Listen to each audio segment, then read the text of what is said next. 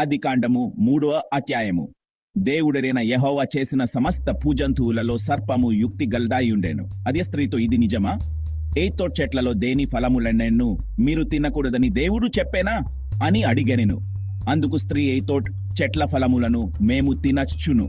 అయితే తోట్ మధ్య ఉన్న చెట్టు ఫలములను గూర్చి దేవుడు మీరు చాకుండున్నట్లు వాటిని తినకూడదనియు వాటిని ముట్టకూడదనియు చెప్పానని సర్పముతో అనెను. అందుకు సర్పము, మీరు చారు ఎలియనగా మీరు వాటిని తిను దినమున మీ కన్నులు తెరబడుననియు మీరు మంచి చెడ్డలను ఎరిగిన వారే దేవతలలే ఉందురనియో దేవునికి తెలియనని స్త్రీతో చెప్పగా, స్త్రీ ఆ వృక్షము ఆహారమునకు మంచిదియు కన్నులకు అందమైనదియు వివేకమిచ్చు అన్నది అయ్యుండో చూచినప్పుడు ఆమె దాని ఫలములలో కొన్ని తీసుకొని తిని తనతో పాటు తన భర్తకును ఇచ్చాను. అతడు కూడా తిన్నాను. అప్పుడు వారిద్దరి కన్నులు తెరబడెను. వారు తాము దిగంబరులమని తెలిసికొని అంజూరపు ఆకులు కుట్టి తమకు కచ్చడమును చేసుకొనిరి.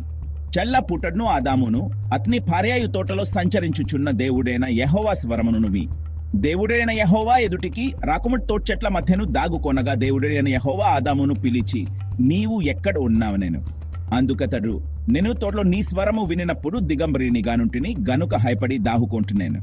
అందుకైన నీవు దిగంబరివని నీకు తెలిపిన వాడెవడు?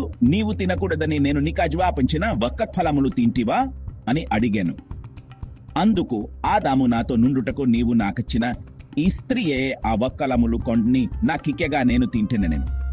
అప్పుడు దేవుడైన యెహోవా స్త్రీతో, నీవు చేసింది ఏమిటని అడుగగా, స్త్రీ సర్పమునను మోసుపుచ్చి నందున తింటున్నాను. అందుకు దేవుడైన యెహోవా సర్పముతో, నీవు దీని చేసినందున పశువులన్నిటిలోను పూజంతువులన్నిటిలోను నీవు చప్పించబడిన దాని నీ కడుపుతో ప్రాకుచు నీవు బ్రతుకు దినములన్నీ మన్ను తిందు.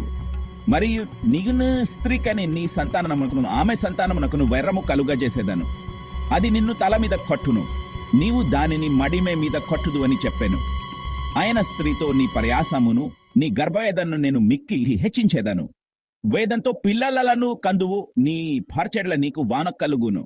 అతడు నిన్ను ఎలునని చెప్పాను. ఆయన ఆదాముతో, నీవు నీ భార్య మాట విని తినవద్దని నేను నీకపంచిన వృక్షఫలములు తింటివి గనుక నిమిత్తము నేల శపింపబడి ఉన్నది. ప్రయాసముతోనే నీవు బ్రతుకు దినములన్నీ దాని పంట తిందువు. అది ముండ్ల తుప్పరను గచ్చప పొదలను నీకు మొలిపించును. పొలములోని పంట తిందువు. నీవు నేలకు తిరిగి చేరు వరకు నీ ముఖపు చెమట కార్చి ఆహారము తిందువు. ఎలేనగా నేల నుండి నీవు తీయబడితి, నీవు మన్నె గనుక తిరిగి మన్నె పోదువని చెప్పాను. ఆదాము తన భార్యకు హవ్వ అని పేరు పెట్టాను. ఎలయనగా ఆమె జీహము గల ప్రతివానికి తల్లై. దేవుడైన యెహోవా ఆదామునకును అతని భార్యకును చర్మపు చొక్కాయిలను చేయించి వారికి తొడిగించాను. అప్పుడు దేవుడైన యెహోవా, ఇదిగో మంచి చెడ్డలను ఎరుగునట్లు ఆదాము మనలో ఒకని వంటి వాడయ్యాను. కాబట్టి అతడు ఒక వేడ్ తన చేయి చాచి జీవవృక్ష ఫలమును కూట్ తీసుకొని తిని నిరంతరము జీవించునేమో అని దేవుడైన యెహోవా అతడు ఏ నేల నుండి తీయబడేనో దాని సేద్యపరచుకు ఏను తోటలో నుండి అతని పంపివేశాను.